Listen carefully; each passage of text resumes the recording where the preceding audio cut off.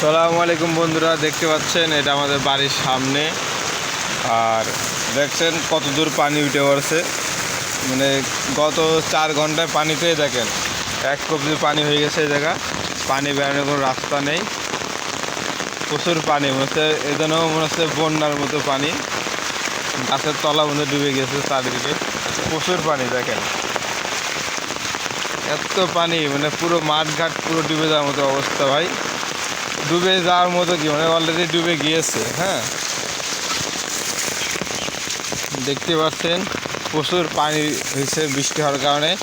পানি বেরোনোর কোনো রাস্তা নেই, যার কারণে 1 হাঁটু পানি জমে গেছে মাঠে, মানে আমাদের বাড়ির সামনেই বাগানটিতে। এই বাগানটিতে আরও বেশি পানি জমে গেছে বন্ধুরা। এই দেখেন পুরা পানি, দেখছেন অবস্থা পুরো খারাপ, টলটল করছে পানি।